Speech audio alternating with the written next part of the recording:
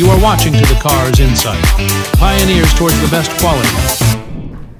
Hai guys, selamat berjumpa kembali dalam acara Cars Insight, komunikasi cars dengan rumah sakit dan masyarakat. Yang dalam hal ini kita bisa membagikan informasi kepada rumah sakit, kepada masyarakat, dan tentu mendapat dari tangan pertama yang akurat. Hari ini kita bersama Pak Anjari. Selamat datang. Selamat datang. Terima kasih Dr. Joni dan guys semuanya, apa kabar? Nah, beliau ini jabatan resmi beliau sekarang salah satu direktur di Rumah Sakit Kanker Darmais. Tapi ada jabatan kedua dan itulah yang membuat kami mengundang beliau. Beliau adalah Ketua Perhumasri. Nanti bisa dijelaskan, Perhimpunan Humas Rumah Sakit di seluruh Indonesia. Nah, dalam kaitan inilah kita ingin menggali informasi dari beliau, karena ini walaupun tadi saya sudah ngobrol, sudah berumur 7 tahun nih organisasi, tapi tentu masih perlu diperjelas lagi. Masih banyak orang yang salah mengerti ya tentang apa itu Perhumasri.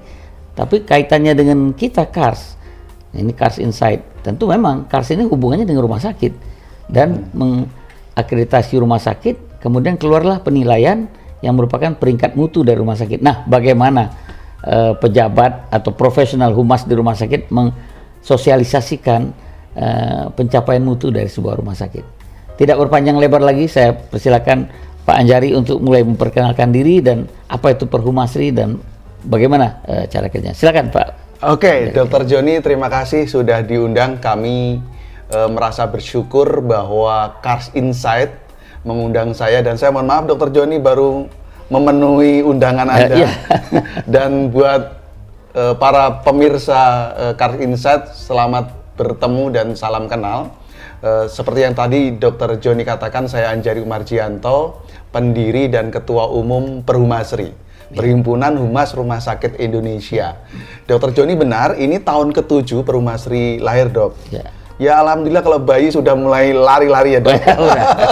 Balita itu, balita. Udah di atas balita, kita, ya. Jadi udah tahun ke-7 ini. Sebagaimana tahun 7, kita tuh lahir di tahun 2017. 18 Oktober itu didirikan oleh Persi, Perhimpunan Rumah Sakit Seluruh Indonesia. Jadi kita selalu nganggap Persi itu ibu dan bapak kandung Perhumasri. Kami nggak akan lupa dan selalu berbakti. Termasuk Dr. Joni kan bapak ibu kita kan gitu. Nah, itu didirikan tapi sebagai perhimpunan tentu sudah punya badan hukum sendiri ya, Mas? Tepat sekali Dr. Joni. Jadi kami sudah punya akta notaris legal, terus kemudian ada badan hukum yang disahkan oleh Kementerian Kumham. Dan waktu itu diresmikan oleh Pak Dr. Kuncoro, Ketua Persi waktu itu. Saya sebutkan beliau Ketua Persi waktu itu karena beliau salah satu yang namanya tersebutkan dalam akta notaris kami. Jadi kami terima kasih buat Persi dan khususnya Dr. Kuncoro. Dok, selama tahun ke-7 ini kita punya 7 wilayah, Dok. 7 wilayah. Jadi selain pengurus pusat, kita punya 7 wilayah. Di provinsi-provinsi ya? Di tingkat provinsi. Ya, ada daerah istimewa Yogyakarta, ada Sumatera Selatan, Sulawesi Selatan, Jawa Timur, Jawa Tengah, DKI Jakarta, dan Nusa Tenggara Barat. Menyusul nanti moga Jawa Barat, mohon doa restunya ini. Ini termasuk daerah wilayah yang padat komunitas rumah sakitnya ya. Betul. Gitu ya. Tepat sekali. Betul, ya. Padat komunitasnya dan keaktifannya kayaknya memang kita patut acungi jempol. Dan kita dalam masa 7 tahun ini kita sudah menyelenggarakan 10 angkatan sertifikasi kompetensi dari itu BNSP. Yang saya betul. Jadi ini sudah jadi profesional ya. Iya, betul. Tadinya saya mengira ini hanya pejabat yang ditunjuk oleh direktur atau pemerintah daerah gitu. Tapi ini seorang profesional ya, artinya. Sesuai visi kami, Dok. Karena kompeten, ada kompetensi di situ. Betul. Nanti saya akan cerita kenapa Perhumasri lahir, karena ada ujung-ujungnya itu. Saya mau cerita bahwa kita sertifikasi kompetensi BNSP ini, Badan Nasional Standar Profesi, ini sudah melahirkan 292 alumni yang bersertifikat BNSP. BNSP ya. BNSP, Badan Nasional Sertifikat Profesi. Mengerti, paham ya. Betul. Dan anggota kita yang non sertifikasi ada 635. Jadi baru sepertiga ya yang. Betul ya, kecil biasa, Dok, gitu ya. Nah, kemudian mungkin saya akan cerita sedikit sebelum kemudian apa kegiatan kita, mengapa Perhumasri ini lahir. Ketika kemudian di Persi, saya ada gelisah. Gelisah. Pertanyaannya menjawab ini, Dok. Siapa sih yang tidak ingin menjadi orang yang profesional. Ya, betul. Betul kan, Dok? Ya. Terus kemudian ketika di Persi muncul pertanyaan itu dibuat saya, apa yang bisa saya lakukan membantu, karena tugas saya waktu itu kompartemen public relation and marketing oleh ketua umum di tugasan itu. Pertanyaan saya, apa yang bisa kita kerjakan untuk profesionalisme humas dan pemasaran? Maka kemudian singkat cerita di tahun 2017 itulah kita seminar kerjasama dengan BNSP dan London School of Public Relations. Lahirlah angkatan pertama. Waktu itu saya bilang gini, apa yang bisa kita bantu? Saya selalu mengatakan peran humas, profesional humas itu mungkin dengan 3K. 3K, oke. 3K. Ya, pertama adalah kedudukan. Semakin tinggi jabatan kehumasan, kalau misalnya jadi kepala bagian, dia punya peran yang bagus. Ya kan? Kedudukan. Yang kedua adalah kedekatan. Dekat sama direkturnya, sama owner, punya peran. Yang K ketiga kompetensi. 1, 2 kedudukan dan kedekatan Persi nggak bisa intervensi. Kompetensi bisa diisi ya. Maka kemudian lakukanlah sertifikasi kompetensi, diklat, training dan kemudian lahirlah. Kemudian kalau sudah bersertifikat kita mau apa? Nggak cukup kita cuman sendiri. Kita mesti harus berkumpul, berhimpun menjadi organisasi untuk menunjukkan ini. Maka kami mengurus, lahirlah Perhumasri sebagai sebuah perhimpunan yang kita gadang-gadang menjadi organisasi profesi humas rumah sakit. Kalian punya LSP berarti ya untuk belum sampai situ dong. Belum sampai. Tapi doa Dokter Joni lah, moga-moga kami akhirnya melahirkan itu. Boleh saya cerita sedikit soal Perhumasri apa yang dilakukan selama tahun ke-7? Satu, Dok. Kami per minggu ini itu punya 104 episode Perhumasri Class. 100? Iya, jadi kita Perhumasri Class sudah episode ke-104. Jadi kalau dokter punya podcast ini, kami sudah punya 104 episode. Yang dengan internet conference. Betul. Ini ya? Lewat saya nggak nyebut Zoom ya, kan itu merek ya. Jadi internet conference ya? Betul, lewat daring, itu kita setiap Selasa malam, jam 8 sampai jam 21.30. Free. Terbatas untuk 100 orang. Jadi berbagai topik kehumasan, marketing itu dibahas di situ. Kita minggu ini udah episode 104. Itu mingguan. 2, sertifikasi kompetensi yang tadi. Ini angkatan terakhir tahun ini kita akan 2 angkatan targetnya. Ya, kita itu kira-kira KKNI berapa diberikan oleh BNSP itu masuknya? Saya agak lupa jumlah KKNI, tapi ada skema-skemanya. Ada skemanya ya. Ada 4 skema. Syaratnya sarjana, enggak? Betul. Nah, jadi 6 ke atas ya? Iya, sarjana. Jadi itu minimal sarjana. Ada yang level officer, level grade rendah D3 bisa, Dok. Jadi ada namanya PR officer. D3 Public, itu D3. D3 itu bisa. Tapi kalau level yang senior PR, media relation PR, and director public relation, itu harus sarjana dan S2. Mungkin KKNI 7 itu udah. Iya, betul. Nah, itu kita punya sertifikasi kompetensi sudah 10 angkatan yang tadi. Kemudian berikutnya kita punya acara tahunan, namanya Forum Humas Rumah Sakit. Selama 7 tahun ini. Seluruh anggota hadir. Kalau seperti KARS lah ya. Iya, saya mencontoh KARS lah kan itu. Ada tahun-tahunan lah berkumpul, ada seminar, ada workshop, ada kunjungan media dan lain sebagainya. Itu yang ketiga. Yang keempat kita punya Perhumasri Award. Ada award. Jadi kita sudah punya Perhumasri Award memberikan penghargaan kepada insan-insan rumah sakit yang punya kontribusi terhadap rumah sakitnya, dari level direktur sampai ke pejabat humas atau staf humas. Topik kita masih di media sosial manajemen, Dok, dan juga soal pemberitaan, karena itu yang karena tools kita menggunakan digital, media monitoring tools gitu ya. Kita evaluasi, jadi memang kita menggunakan digital hari ini. Yang kelima kita advokasi, Dok. Apa itu advokasi? Itu sebetulnya kita memberi kesempatan kepada teman-teman yang memang membutuhkan untuk pendampingan ketika ada viral di media. Jadi krisis manajemen ini. Krisis manajemen. Kita menawarkan untuk teman-teman, kita bisa berbagi, kita bisa dikontak untuk ngasih saran, advice dan lain sebagainya. Karena kalau salah langkah bisa berantakan rumah sakitnya ya. Betul. Itu nanti mungkin kita bicara call krisis ya. Berikutnya kita buat training khusus. Training khusus itu dengan topik tertentu. Beberapa angkatan yang kita ini adalah bagaimana menjadi juru bicara. Itu kita media coaching namanya. Tapi non certified ini ya. Non certified. Tapi itu lebih spesifik ke kepada topik tertentu, meningkatkan kompetensi ya. Dan kita memang lebih mendorong teman-teman untuk menjadi spokesperson.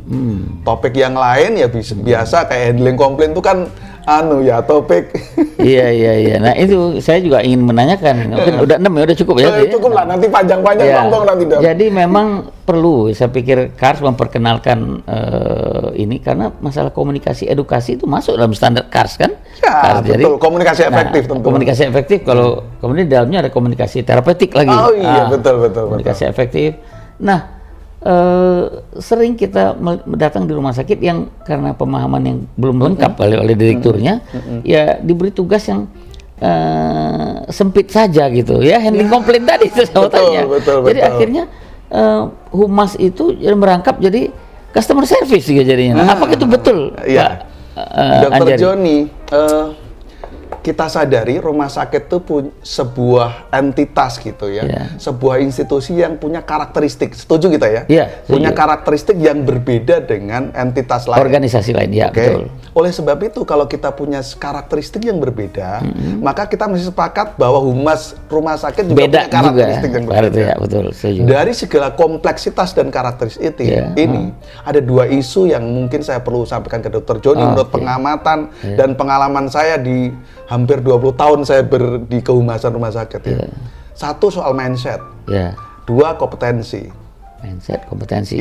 Makanya saya bilang kompetensi tadi kenapa kemudian lahirlah Perhumasri ya. Supaya bisa mengintervensi dan bisa melakukan sesuatu buat memecah.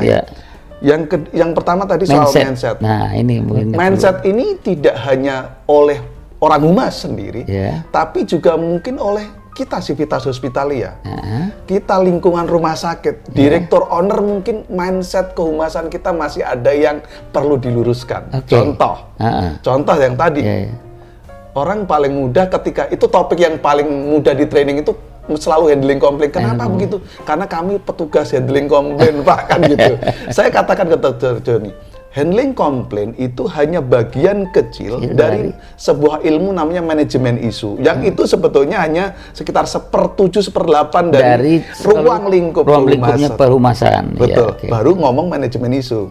Manajemen isu itu naik kalau nanti jadi eskalasi, jadi komunikasi krisis. Betul. Kan gitu ya. Nah, baru di level ini sebetulnya teman-teman. Pada tugas lain yang banyak. Itu mindset satu yang perlu kita luruskan. Mindset dua yang keliru adalah orang selalu melihat yang disebut humas itu hanya orang yang ditugasi sebagai humas. Jadi padahal kalau kita ngelihat goal dari tujuan humas kan soal kepercayaan, trust. Pertanyaannya, siapa yang bertugas penuh terhadap trust itu? Paling utama direktur dong. Paling tinggi direktur dan seluruh rumah ini sakit. mirip dengan manajemen risiko saya pikir ya. Tepat. Manajemen resiko dokter. Manajemen resiko justru. Manajemen resiko itu di dalam kepiaran ada namanya komunikasi resiko. Jadi komunikasi resiko itu sebelum krisis terjadi. Itu namanya komunikasi resiko. Kalau risk pasti sebelum terjadi. Betul. Ketika terjadi krisis namanya ilmunya komunikasi krisis. That's it. Jadi persepsi mindset kita ada selama ini humas selalu dipandang sebagai petugas. Maka sering saya ngomong, sering nih di sini, Dok, rumah sakit dokter ada berapa orang? Humasnya, oh cuman satu gitu. Handling komplain. Terus saya tanya, karyawan dokter ada berapa? 500. Sebetulnya 500 itulah humasnya rumah sakit. Termasuk dokter. Sebagai direktur rumah sakit itu sebetulnya mestinya saya menyebutnya the real PR is the highest leader in hospital. Betul. Itu sebetulnya the real PR. The real PR itu ya. Contohnya, satu contoh. Wartawan datang, Dok. Yang dicari siapa? Direktur. Direktur nggak tahu masalah, repot salah ngomong gitu ya. Betul. Dulu masih ada tuh, saya ingat di kawasan saya. Orang komplain karena sebenarnya ada kasus. Dia bilang, silakan, Anda ngadu aja kemana, silakan. Itu kan nantangin, itu malah repot deh akhirnya. Jadi bukan begitu mestinya kan?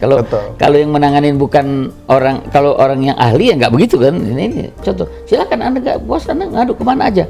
Wah, dia bener dilapor tuh ke pengadilan, jadi konyol dia. Artinya, ketika seorang direktur rumah sakit tidak memiliki mindset dan punya kecakapan, bahkan mungkin profesional seorang humas, rumah sakit ini manajemen reputasinya mau dibawa kemana? Jadi yang penting mindset dulu direktur ya. Iya, Dia nggak betul. perlu mengerjakannya itu kan nanti ada dia punya karena dengan mindset yang benar dia pertama menunjuk orang yang benar nantinya. that's it, that's my point. Betul. Iya, Yang iya. kedua, Betul. maka dia akan melakukan empowering. Iya. Empowering itu apa? Tadi Iya. mengirimkan dia ke training, Iya, menyekolahkan, iya, iya. mengirim Betul, sertifikasi sehingga dia bisa jadi humas yang memang punya personal Oke, brand yang nah kuat. disinilah sebenarnya Kars ingin dari.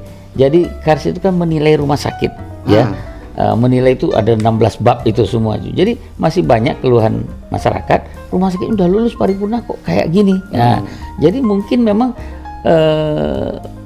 profesional humas ini nanti akan memperkenalkan. Begini loh, rumah sakit kami itu, apalagi paling unggul. Jadi dua nih, kami podcast kita ini Kars Insight ini mengangkat rumah sakit yang punya unggulan, bagaimana mensosialisasikan pada masyarakat, yang tentu ujungnya bisa jadi promosi rumah sakit kan sebenarnya kan. Yang kedua itu tadi bahwa level akreditasinya tuh begini. Nah begini tuh artinya begini. Jadi orang mengira kalau udah bintang 5 itu beda kan kalau hotel. Kita kalau tahu hotel bintang 5 pasti ada kolam renang, Iya, pasti ada kantor iya, travel di situ. iya. Nah rumah sakit kan nggak persis seperti itu. Nah mungkin ini saya pikir Kars bisa titip ini kepada Pak Anjari, teman-teman humas menjelaskan itu. Iya, Cocok iya. nggak itu? Pertama soal akreditasi, kan Iya. selalu bintang berapa? Terendah 1 sampai bintang 5. Satu nggak ada lagi sekarang. Nggak ada. Dua, Sekarang 2 sampai 5 Lima, ya, Dok. iya. Sederhananya kayak Iya. gitu. Yuk kita Malah 2 nggak ada ya, 3 sekarang. 3, 4, 5, cuma 3 level aja. 3, 4, 5. Iya, Oke. ini sekarang. Sorry, saya tidak apa. Ini dengan sejak peraturan terbaru kan, Baruin. Kemenkes 1128 tahun 2022 hanya 3 level. Oke, 35. Itu kan sebuah pengakuan. Iya. Sebuah rumah sakit terhadap bagaimana standar dan mutu dilaksanakan rumah sakit. Betul, Dokter? Iya, betul. Artinya pengakuan itu kan sebuah penilaian yang dilakukan oleh sebuah lembaga independen. Iya. Itu sebuah capaian loh, Dok. Iya.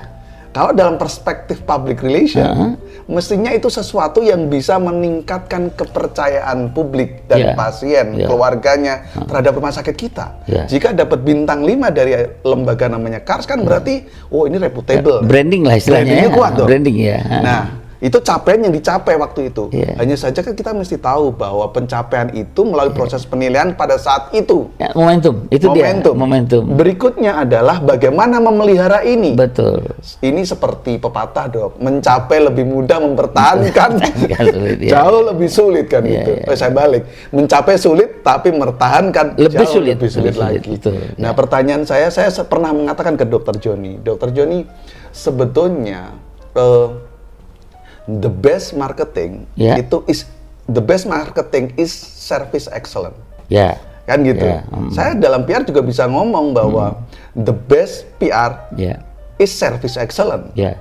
Jadi saya mau mengatakan bahwa pencapaian ini akan menjadi sebuah branding yang kuat, menjadi PRing yang kuat jika kita pelihara dengan service excellent Iya, yang service konsisten. Nah, ya ini yang perlu ya. Iya. Tapi tadi kalau memang belum masih dianggap tugas 1 atau 2 orang saja ya nggak tercapai. Yang mencari tidak tercapai. Iya, mestinya semua tuh kalau kita udah mencapai ini, semua harus menjaga itu Dari ya. pimpinan tertinggi sampai staf yang paling bawah paham betul. Iya, iya, iya. Makanya tadi ini contoh di rumah sakit saya. Iya. Tadi pagi saya pagi-pagi jam 7.50 udah keliling. Nah, oke sekarang cerita karena kebetulan Pak Anjari juga direktur, salah satu direktur di rumah sakit Darmais ya. Iya. Oke, bisa dijadikan best practice lah masalah kehumasan di rumah sakit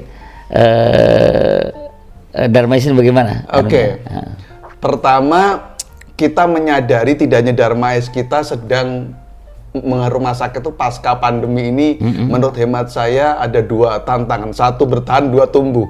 Tumbuhlah kita. Ini sama-sama kita ingin menjadi rumah sakit yang tumbuh. Kalau bicara di rumah sakit tempat saya bekerja, Dokter, itu saya mesti mengatakan kita ini punya tugas khusus sebagai pusat kanker nasional. Ya betul, judulnya itu udah jelas ya. Iya, Pusat Kanker Nasional, Rumah Sakit Kanker Darmais. Sehingga selain melaksanakan tugas sebagai rumah sakit yang melayani pasien dan masyarakat, kami juga mesti melakukan pengampuan. Ya, Pengampuan itu sederhananya bagaimana kita membantu mendukung program pemerintah meningkatkan 3 hal.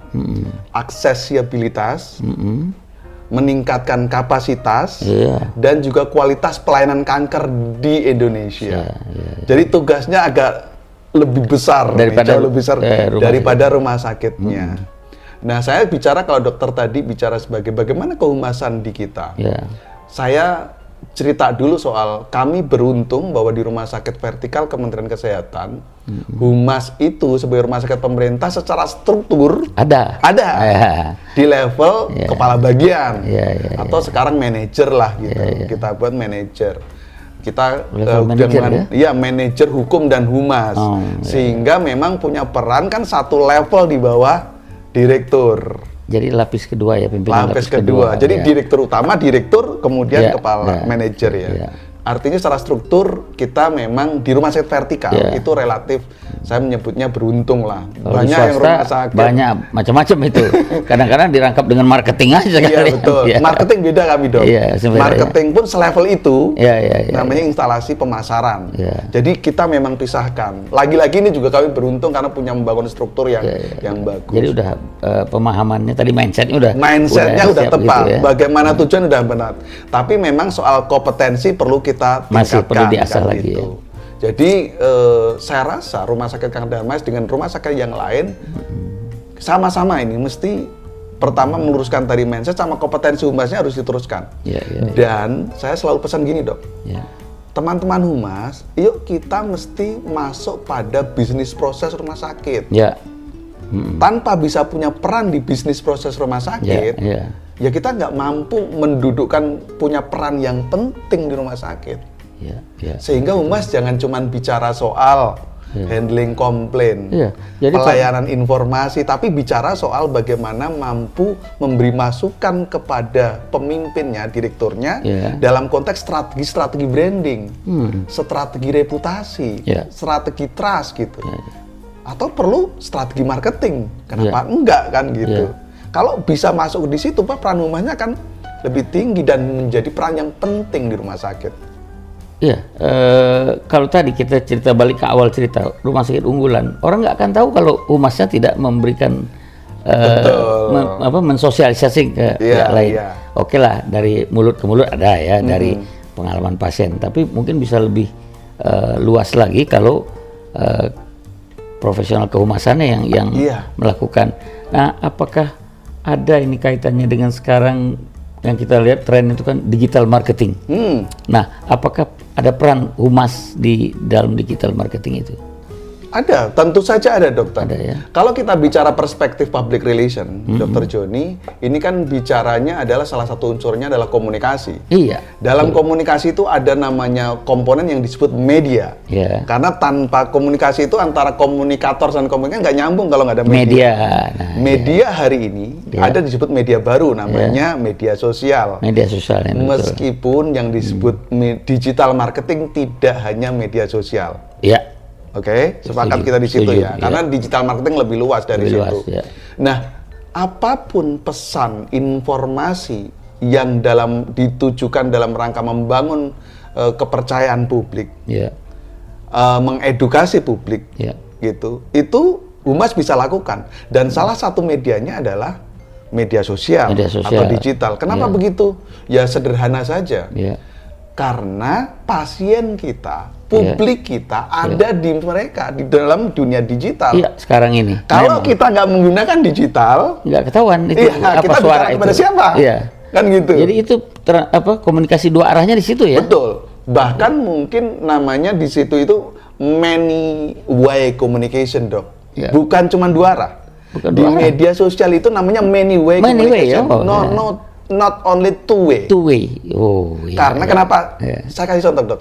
Dokter posting di Instagram, Iya. yang ngobrol banyak orang Iya, betul. Banyak. dan banyak arah. Iya. Dan arahnya tidak beraturan. Iya. Itulah kenapa komunikasi di media digital itu berbeda dengan one-on-one communication Iya. kayak gini. Itu bisa diarahkan kalau ini kadang-kadang liar ya, kadang-kadang Liar ya. sekali. Itu yang istilah sekarang netizen itu kalau udah netizen Yang maha benar. maha Netizen benar. yang maha benar. Nah, itu harus ada yang Satu mengolah. lagi, Dok, saya mau mengingatkan bahwa meskipun kita hidup di dunia netizen hari ini, Iya. internet digital, jangan pernah lupakan media konvensional. Oh, maksudnya apa media konvensional? mainstream ini, koran atau televisi atau Iya. itu, ya tetap ada itu. Karena bagaimanapun setiap orang itu punya medianya sendiri. Setiap media punya bahasanya sendiri. Iya benar. Dokter Joni, meskipun dokter sudah banyak ngomong HP, tapi kan kita lebih suka juga kalau baca lewat koran, masih suka dengerin radio kalau di perjalanan. Iya. Pulang sebelum istirahat nonton TV berita. Iya berita. Masih dong. Tapi putri kita, anak kita Udah enggak. Gen Z ini udah enggak itu. Enggak. Gen Z ini udah So, enggak. apakah rumah sakit kita nggak menyasar generasi ini? Iya harus. Sekarang ini mereka kalau mencari rumah sakit, dia sakit ini, dokter apa? Dia memang lewat jempol itu nyarinya. Betul. Pakai Jadi jempol. saya pesan sih teman-teman saya, Ya, public oke. relation humas, Mungkin kita mulai ke akhir dari pembahasan kita ya, cukup panjang. panjang. Ya jadi memang meskipun kita masuk digital, konvensional sangat perlu. Jadi itu, komunikasi langsung, pertemuan Karena langsung. masih ada sisa-sisa masa lalunya orangnya masih itu ya. Tapi untuk Dan kita janji. sebagai manusia, hubungan terapeutik kita itu kan kalau ketemu langsung akan Iya. lebih meyakinkan, Dok. Media digital kita multitafsir, bisa salah pengerti. Sekarang Gitu. itu yang saya dapat waktu pertemuan ISKWA kemarin di Korea ya, udah mulai mengembangkan satu konsep dalam menghadapi pasien itu, patient engagement itu ya, Ya. yang namanya co-production itu. Nah jadi memang benar, ini peran benar sekali Pak Anjari mengatakan, jadi bukan hanya pejabat kehumasan saja yang jadi PR-nya rumah sakit, tapi dokter, perawat itu akan jadi Betul. PR itu karena melakukan co-production dalam melakukan treatment dan menata pelayanan. Dan senyatanya sekarang banyak dokter kita jadi influencer. Iya, betul. Kalau kemudian mereka juga melakukan itu, kan itu dia akan memupuk. Memupuk reputasi kita jika benar, tapi hati-hati, itu kan dua sisi mata uang. Nah, kayak dua pisau bermata dua kan. Kalau tidak hati-hati bisa keliru, bisa melanggar etik, melanggar aturan. Nah hati-hati. ini yang nampaknya kita agak terlambat dalam mengantisipasi atau menghadapi kemajuan teknologi ini. Regulasinya yang masih seperti contohnya sekarang telemedicine yang di kita ini kan baru Permenkes yang waktu COVID saja yang dipakai, kan belum ada yang lain. Selain regulasi, literasi, Dok. Nah, itu juga penting ya. Penting. Literasi ya. Saya sih beranggapan jika literasi kita baik terhadap media digital, terhadap literasi. Teknologi informasi, mungkin kekurangan di regulasi itu masih bisa tidak menimbulkan masalah-masalah hukum. Betul sekali. Ya. Masalahnya kita dihadapkan pada dua hal. Satu, literasi kita yang perlu ditingkatkan. Dua, regulasi kita yang mungkin kurang lengkap sehingga menggunakan pasal-pasal karet. Iya, akhirnya pasal karet. Akhirnya menimbulkan masalah hukum. Betul. Jadi literasi ini nanti manifestasinya di etikanya ya. Jadi dari literasi itulah muncul etik Salah satunya etik dan hukum nanti karena. Nah, udah etik hukum lagi. Oke, baik Pak Anjari. Terima kasih Luar Dr. biasa Joni. ini ya. Sore ini kita dapat banyak masukan. Nah, jadi Kars memang selalu kita ingin mempermudah rumah sakit, menambah pengetahuan rumah sakit. Nah, Pak Anjari dengan podcast ini, dengan Kars Insight inilah insight kita kepada rumah sakit. Iya. Mungkin juga pasien, masyarakat itu bisa melihat, oh jadi ada itu dunia itu, ada profesi itu yang memang tujuannya memperkenalkan apa adanya rumah sakit itu, baik positifnya maupun negatifnya mungkin ya. Iya, kita tentu akan menceritakan keunggulan rumah sakit kita, hal yang positif, informasi dan edukasi tentunya. Betul. Jadi yang negatif biar urusan netizen lah itu. Iya, dan itu harus kita kelola. Iya. Negatif. Itu jadi tadi isu manajemen tadi ya. Isu manajemen isu itu.